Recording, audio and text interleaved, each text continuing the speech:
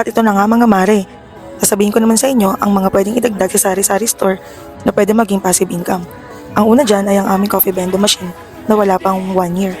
Pero sulit na sulit talaga siya kasi yung mga ibang coffee vending machine dito sa lugar namin ay wala na.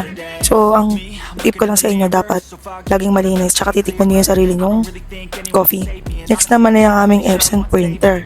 Pagka 5 years old na to, nasira na nga yung on and off niya. Ginawa lang ng asawa ko para magamit pa kasi sayang naman. Kung pwede pang gamitin, ba't igawa ng paraan?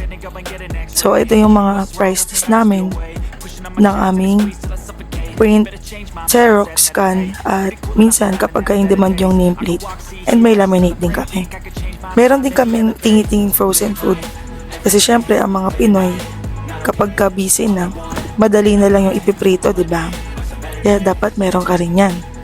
At syempre, pang-akit naman ng sa mga bagets ay yung mga candies.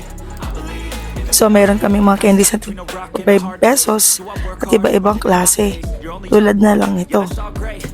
So, mas maraming variety, much better. Pero titingnan nyo rin, depende sa mga target na customer nyo.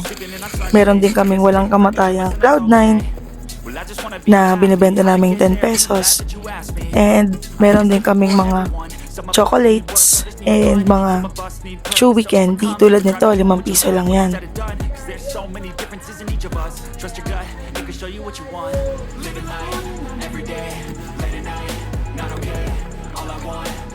And ito naman, Latchaw.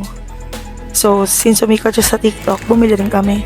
Ito naman, Blasting, yung chocolate cone, and ito yung candy na binibenta namin ng 3-5. Meron siyang chocolate, lasang Milo, ito naman lasang milk. And syempre, kung meron naman kayong space sa freezer nyo, dagdagan nyo rin itong ice pops or yung jelly frosty. 2 pesos lang to. And dahil ang mga Pinoy ay big appetite sa kanin, kung may extra budget kayo, much better kung meron kayong trusted na pagkukuhanan ng bigas.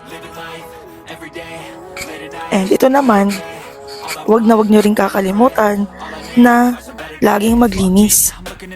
Kasi kung hindi yan langgam tuwing summer, merong mga ipis or mga mababait dyan, kaya dapat lagi kayong maglilinis. Tatanggalin nyo yung sako ng bigas nyo, pawalisin at papalitan ng bago. Siyempre pag ubos na. So yun lang, more update sa susunod. Happy na.